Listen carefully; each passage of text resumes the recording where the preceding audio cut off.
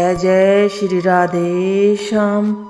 मानदाता बोले कि हे वशिष्ठ जी, यदि आपकी मुझ पर कृपा है तो किसी ऐसे व्रत की कथा कहिए जिससे मेरा कल्याण हो।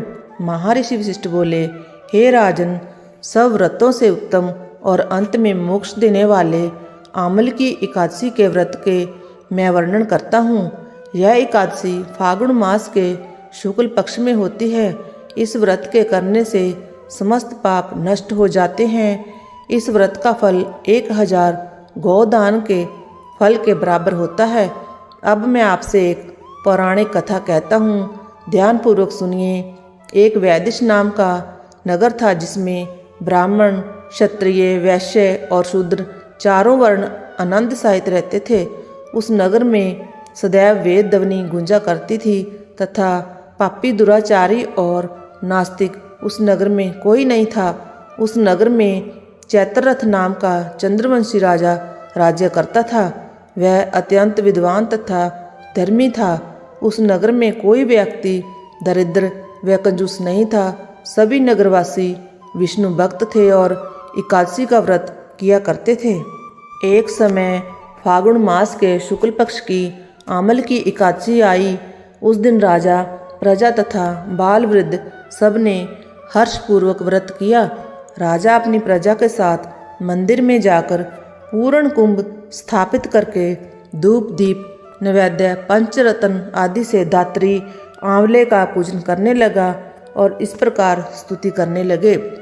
हे दात्री, तुम ब्रह्मा स्वरूप हो। तुम ब्रह्मा जी द्वारा उत्पन्न हुए हो और समस्त पापों का नाश करने वाले हो। तुमको मेरा नमस्कार है। अब तुम मेरा अर्घ्य स्वीकार करो। तुम रामचंद्र जी द्वारा सम्मानित हो। मैं तुम्हारी प्रार्थना करता हूँ, अतः तुम मेरे समस्त पापों को नष्ट करो। उस मंदिर में सब ने रात्रि को जागरण किया। रात के समय वहाँ एक बहेलिया आया जो अत्यंत पापी और दुराचारी था। वह अपने कुटुंब का पालन जीव हिंसा करके किया करता था। भूख तथा प्यास से अत्यंत व्याकुल वह बहेलिया उस जागरण को देखने के लिए मंदिर के कोने में बैठ गया और विष्णु भगवान तथा एकादशी के महत्म्य की कथा सुनने लगा।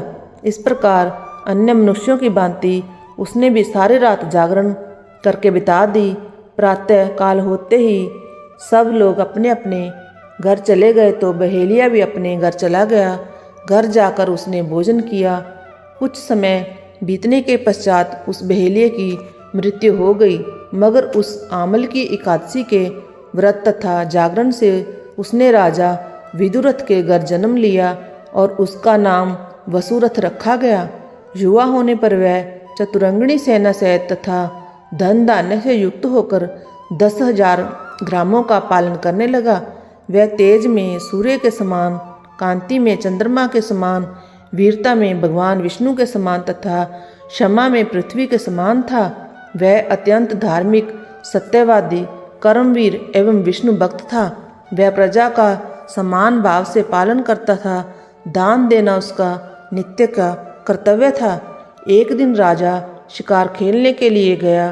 देवयोग से वह मार्ग भूल गया और दिशा ज्ञान न रहने के कारण उसी वन में एक वृक्ष के नीचे सो गया। थोड़ी देर बाद पहाड़ी मलेच्छ वहाँ पर आ गए और राजा को अकेला देख मारो मारो शब्द कहते हुए राजा की ओर दौड़े। मलेच्छ कहने लगे कि इस दुष्ट राजा ने हमारे माता पिता, पुत्र पौत्र आदि अनेक संबंधियों को मारा है तथा देश से निकाल दिया है, अतः इसको अवश्य मारना चाहिए। ऐसा कहकर वह मलेच्छ उस राजा को मारने दौड़े और अनेक प्रकार के अस्त्र शस्त्र उसके ऊपर फेंके। वे सब अस्त्र शस्त्र राजा के शरीर पर गिरते ही नष्ट हो जाते और उनका वार पुष्प के समान प्रतीत होता। अब अन्य मलेच्छों के अस्त्र शस्त्र उल्टा उन्हीं पर प्रहार करने लगे, जिससे वे मूर्छित होकर गिरने लगे। उसी समय राजा के शरीर से एक दिव्य स्त्री उत्पन्न हुई।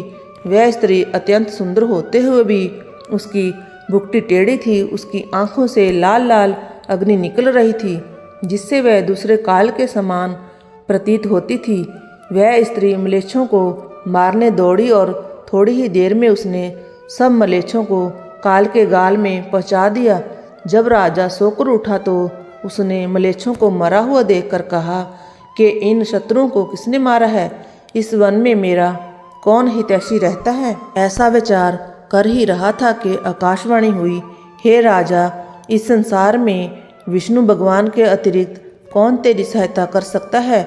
इस आकाशवाणी को सुनकर राजा अपने राज्य में आ गया और सुखपूर्वक राज्य करने लगा। महर्षि वशिष्ठ बोले कि हे राजन, यह आमल की एकादशी के व्रत का प्रभाव था। जो मनुष्य इस आमल की एकादशी का व्रत करते हैं वह प्रत्येक कार्य में सफल होते हैं और अंत में विष्णु लोक को जाते हैं। इस प्रकार एकादशी महत्व का 8वां अध्याय समाप्त हुआ।